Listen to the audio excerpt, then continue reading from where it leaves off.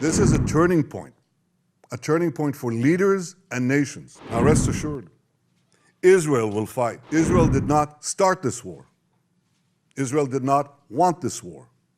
But Israel will win this war. Israel will not agree to a cessation of hostilities with Hamas after the horrific attacks of October 7th. Calls for a ceasefire are calls for Israel to surrender to Hamas. Until recently, many believed that the promise of progress in the 21st century would enable us to move beyond the barbaric horrors of the past towards a better and brilliant future.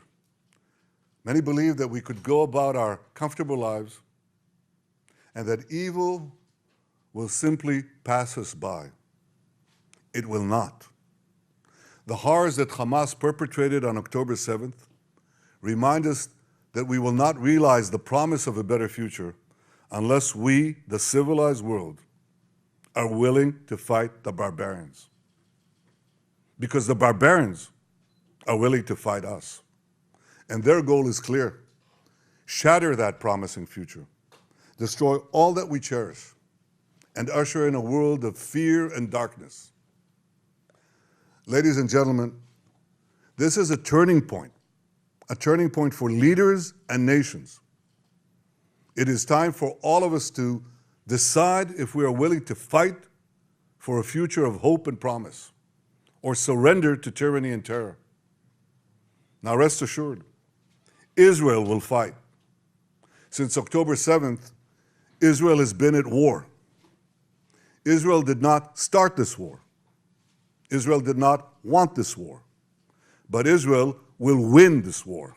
Knowing the difference between good and evil, between right and wrong. It means making a moral distinction between the deliberate murder of the innocent and the unintentional casualties that accompany every legitimate war, even the most just war.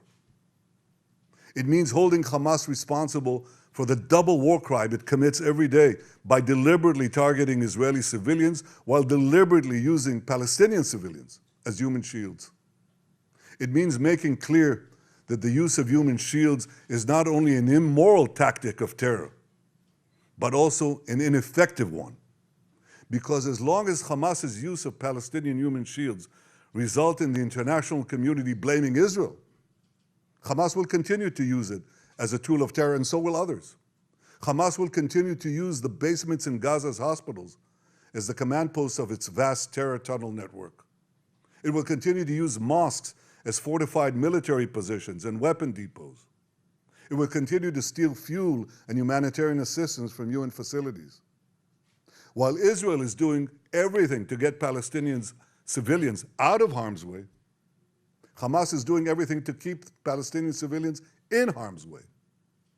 Israel urges Palestinian civilians to leave the areas of armed conflict, while Hamas prevents those civilians from leaving those areas at gunpoint. Hamas is also preventing foreign nationals from leaving Gaza altogether. And most despicably, Hamas is holding over 200 Israeli hostages, including 33 children, holding them, terrorizing them, keeping them as hostages.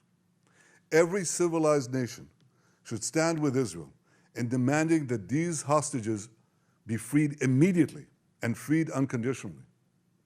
I want to make clear Israel's position regarding a ceasefire. Just as the United States would not agree to a ceasefire after the bombing of Pearl Harbor or after the terrorist attack of 9/11, Israel will not agree to a cessation of hostilities with Hamas after the horrific attacks of October 7th.